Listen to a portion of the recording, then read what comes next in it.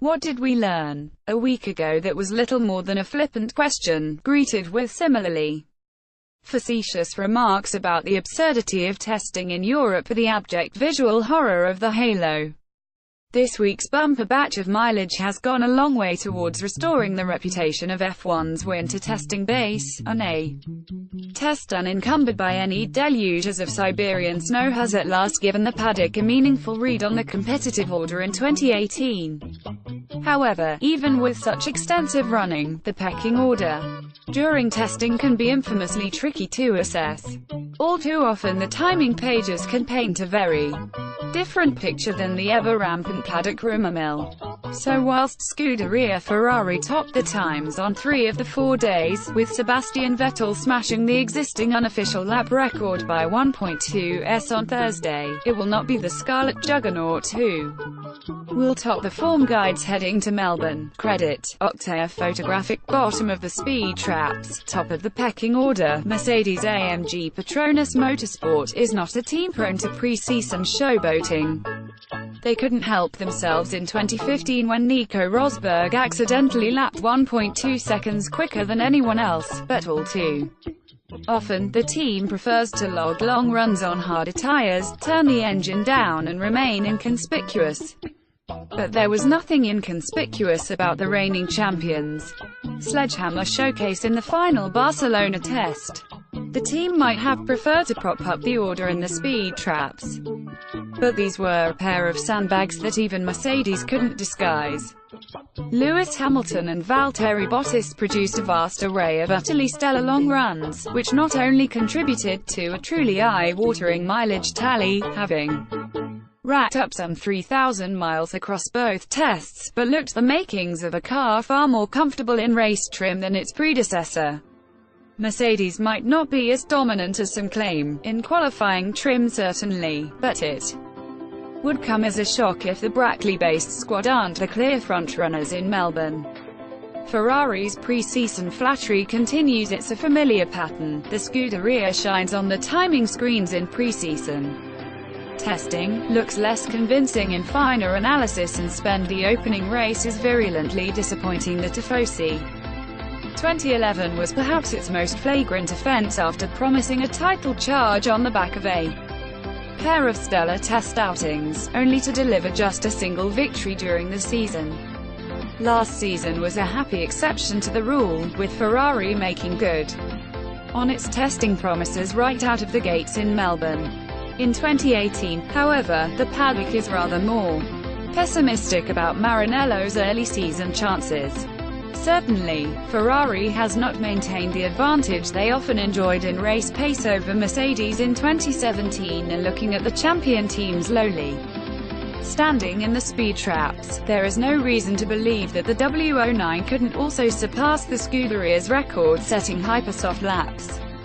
Last year's SF70H was widely believed to produce the most downforce of any car on the 2017 grid, as a departure towards a more radical high-rake concept already put Ferrari's title hopes in jeopardy. The tale of two Renault customers. The McLaren blame game that started in the darker recesses of the sporting columns last week was a brief plane journey wide of the mark. Far from exonerating Honda and implicating Woking as the culprit behind the team's 3 years of woe, the unreliability the McLaren F1 team suffered in the second Barcelona test looked little more than the inevitable teething troubles at the start of an ambitious new partnership. Indeed, the fact that McLaren has seemingly chosen not to compromise its chassis design is arguably a good thing. And Fernando Alonso's sub-1m18's effort in the dying stages of Friday was a flicker of that potential. McLaren and Renault might not be able to hit the ground running in Melbourne, but there is headroom for some impressive development over the season.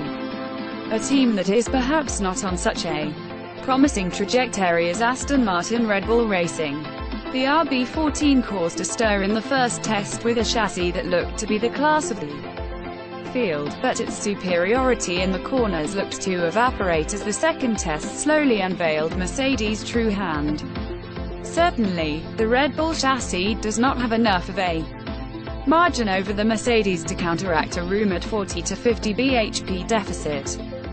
Whilst Milton Keynes might be ahead of Maranello in Melbourne, it would be a shock if Red Bull could produce anything that would create tension in Brackley.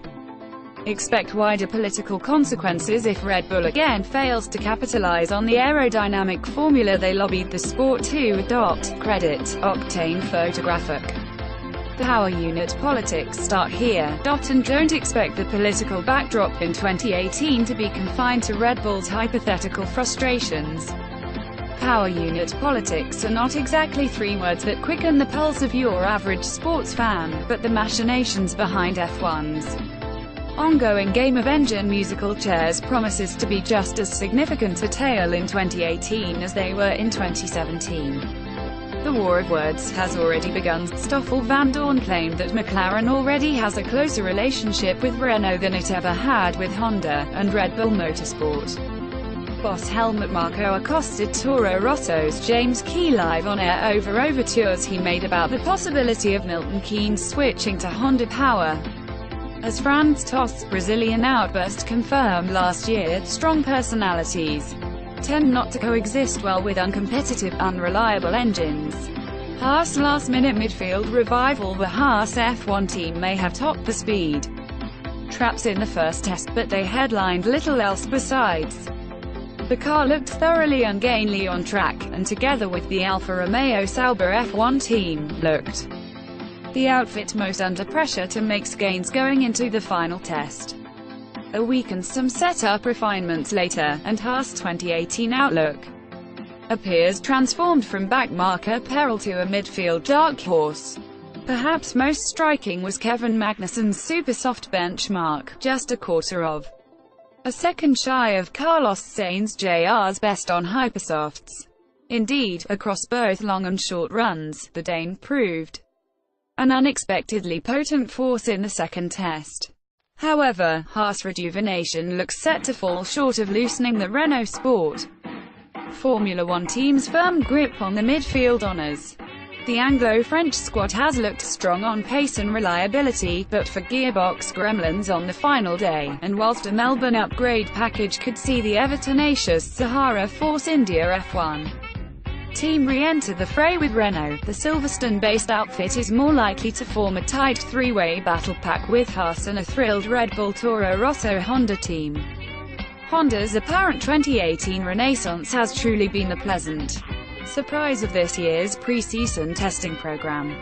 Tough times ahead for F1's 2018 rookies, whilst Williams Martini Racing provided all the off-season entertainment. Its break from the limelight in Barcelona was perhaps a little too inconspicuous. The team's failure to do a qualifying simulation at least partially explains the team's tendency to gravitate towards the foot of the times, but the squad would surely be hard-pressed not to be rather disappointed by the past 2 weeks of running. The nose of the FW41 would tend to wash out in the circuit's many long corners. In the slow-speed final sector, the rear axle looked more than a little ungainly. When the car did show a flash of speed, it tended to be in the hands of rookie Sergei Sirotkin, who benefited Robert Kubica's gracious decision to forfeit his Friday morning outing. And yet, Williams' handling woes were no match for Sauber's unmatched levels of waywardness, with the week's predominantly green flag running punctuated only by the C37's magnetic attraction to the gravel traps. Neither Marcus Ericsson nor hotly tipped rookie Charles Leclerc could restrain the Sauber's innate urge to throw itself at the neighbouring scenery, causing 3 red flags in 4 days. This comes a disappointment to those who linked the team with an upturn in form on the back of its new Alfa Romeo financial deal and a number of bold new aerodynamic concepts. Unfortunately, on current form, the team are unlikely to be on anything other than backmarker pace come Melbourne. Credit, Octane Photograph.